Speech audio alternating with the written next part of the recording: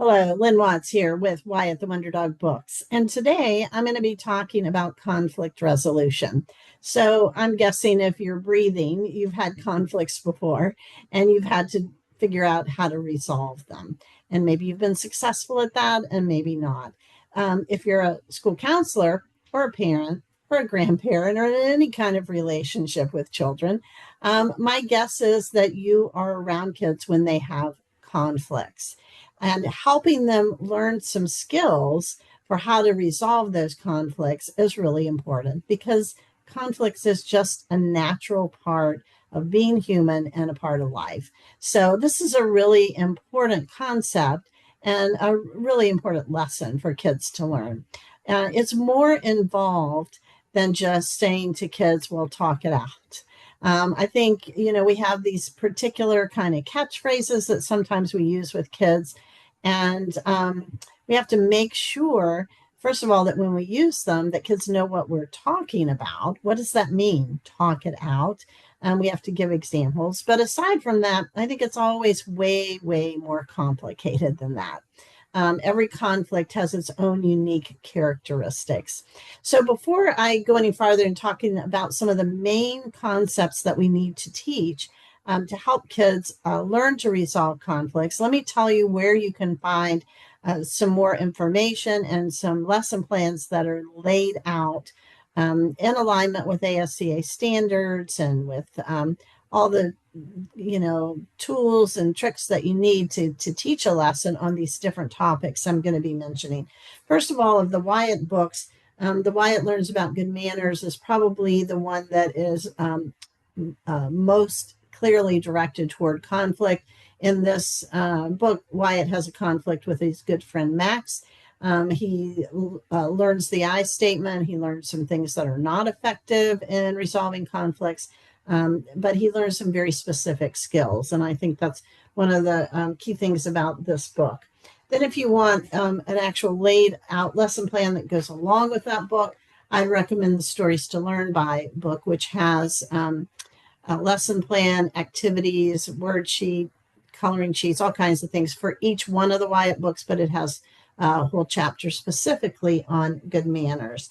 Then I'm going to be talking about some different concepts that are important in helping kids learn what they need to do and be sensitive to resolve conflicts. You can find some additional lessons in the small group guide. If you want to work with kids on things like empathy, on compassion, on connection, on identifying feelings, looking at their feelings, being able to express feelings, that kind of thing. There's lesson plans. Again, all of my lesson plans are aligned with ASCA standards and have activities that go along with them. And so you can find that in the small group guide.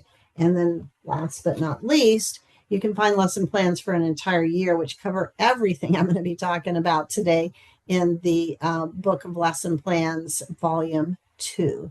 There's specifically a lesson plan on piecework. So your best value really is to go to my website and buy the counselor combo, which includes this lesson plan volume 2, which is my most recent lesson plan book. It includes a small group guide. And when you buy the combo pack on my website, then I'll also send you a digital student journal that goes along with the small group guide that you can use and print out if you'd like. And then the Stories to Learn by, which includes lesson plans for all the different Wyatt books. So the School Counselor Combo Pack, which I will link in the show notes, is really your best value in terms of getting all 3 books and having just an ongoing series of lessons on these different topics. So what do you need to teach in order to help kids resolve conflicts? One of the first things that you need to teach is empathy. All right. Like if you're not empathetic at all to the other person, understanding how they feel, their side of the situation, so on, you're going to have a really hard time resolving a conflict. It becomes just all about me. So empathy is an important thing, and there are lesson plans about empathy in all those books. Another is helping kids understand and accept the diversity, the ways that we are all different. And there's so many different ways to talk about diversity. You can talk about that certainly in terms of, ethnic group, race, gender, personality. I mean, we're every person is totally unique. So having an appreciation of diversity and others' perspective and point of view, of course, is important. And there's some lessons on that in those books as well. Teaching kindness is also, I think, an important concept in conflict resolution. In other words, many times we have to compromise, we have to be kind toward others in order to resolve those conflicts. And then finally, very specific strategies for conflict resolution need to be taught. So we need to teach kids not to avoid conflict, not to run away from it, pretend it's not there, which is some of what Wyatt does, by the way, in the Good Manners book, but instead to help them identify the initial cause, identify feelings and emotions,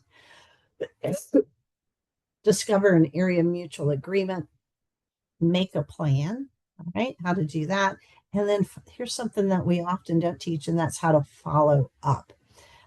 So all of that is really quite an involved sort of strategy for resolving conflict. It's not just like a one and done thing, it's more of a process and an ongoing situation. So I will link to an article about this on, improving communication, resolving conflicts, and also put a link in there to the counselor combo in case you would like to purchase that so that you have lesson plans on all these different areas. But that's pretty much what it takes to teach kids about resolving conflict. So as always, thanks so much for listening, and thanks for all you do to benefit children.